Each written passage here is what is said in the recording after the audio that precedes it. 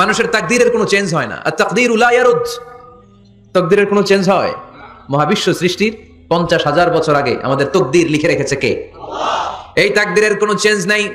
এজন্য আমরা বলি খাইরিহি ওয়াল কদর খাইরিহি ওয়া শাররিহি মিনাল্লাহি তাআলা। এই তাকদীরের ভালো হোক চাই মন্দ হোক সব লিখে রেখেছে কে? আল্লাহ। এটার কোনো চেঞ্জ নাই, এটার কোনো সাধারণত রদবদল নাই, এটার কোনো পরিবর্তন নাই। আত-তাকদীরু লা ইয়ারুদ্দু ইল্লা বিদ-দুআ। আল্লাহর হাবিব বললেন মানুষের তাকদীরের কোনো পরিবর্তন হয় না, চেঞ্জ হয় না। তবে তাকদীরের কিছু অংশ যদি কখনো চেঞ্জ হয়ে যায়, দোয়ার বদৌলতে আল্লাহ এটাকে চেঞ্জ করে দেয়। কি পাওয়ার দেখছেন? তাকদীরও চেঞ্জ করে ফেলে দোয়া, তাকদীর চেঞ্জ হয়ে যায়। আমরা প্রায় শুনি মুমূর্ষু রোগী ক্যান্সারে আক্রান্ত, বাংলাদেশের সবচেয়ে বড় ডাক্তার ঘোষণা দিয়েছে বাঁচবে না, বেশি বাঁচলে 3 মাস। কয় মাস? এরপরেও দেখা গেছে উনি 10 বছর বেঁচে ছিল। এরকম নজির এদেশে আছে না নাই? কিভাবে বাঁচলো? দোয়ার বদৌলতে। কিসের বদৌলতে? তো এটা যে অনেক গুরুত্বপূর্ণ, এটাকে আপনারা ফিল করেন, টের পান আপনারা? এটা অনেক powerful. It's like a missile. যুদ্ধে যেমনি সেনাবাহিনীরা মিসাইল হামলা করে, মিসাইল হামলা করলে যেমনি মিসাইল লক্ষ্যবস্তুতে যে ভেদ করে, দোয়ার মতো দোয়া করতে জানলে দোয়াটাও লক্ষ্যবস্তু যে স্পর্শ করে। সুবহানাল্লাহ পড়বেন না? আর দোয়া সিলাহুল মুমিন, দোয়া হচ্ছে মুমিনের অস্ত্র। রাতের তাহাজ্জুদের জায়নামাজে চোখের পানি ছাড়ার যে দোয়া, এটা আমাদের সবচেয়ে বড় অস্ত্র। চিল্লায় বলতে হবে ঠিক কি না?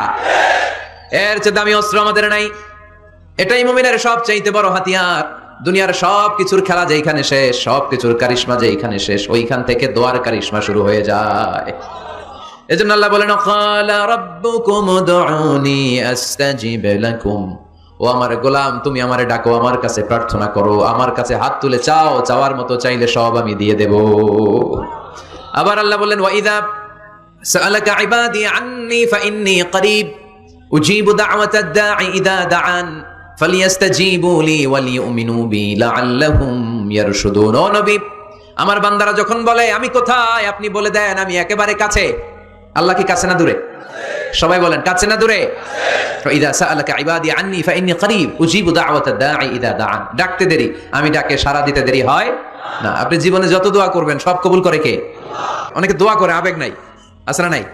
জুমার দিন দেখবেন নামাজ পড়ে ইমাম সাহেব দোয়া করতেছে, অনেক মুসল্লি দোয়া করতেছে, ওদিকে তাকায় আছে, হাত কিন্তু এইভাবে, আর তাকায় আছে জানালার দিকে। ও কি দোয়া করতেছে? কথা বলেন, আছে না নাই?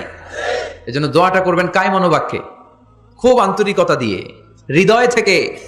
আপনার চোখের পানি যেন ঝরে। চোখের পানি যদি কোনো দোয়ার মধ্যে পড়ে, আপনি বুঝে যাবেন এই দোয়া আল্লাহর কাছে কবুল। চোখের পানি এত দাম। 2 ফোঁটা পানি আল্লাহর কাছে সবচাইতে প্রিয়। এক হচ্ছে জিহাদের ময়দানে শহীদের শরীর বেয়ে ঝরে পড়া রক্তের পানির ফোঁটা। দ্বিতীয়টা হলো অনুতপ্ত বান্দার চোখের পানির ফোঁটা। নিজের ভুলগুলো বুঝতে পেরে কেউ যখন কান্না করে আল্লাহর কাছে কাঁদে, তার চোখের পানি চোখ বেয়ে নাকের ডগা বেয়ে মাটিতে পড়ার আগেই ওই ক্রন্দনরত বান্দার জীবনের সব গুণ আল্লাহ মাফ করে দেয়। এজন্য কান্নার কোনো বিকল্প নাই, কাঁদতে হবে, কাঁদলেই ক্ষমা পাওয়া যাবে।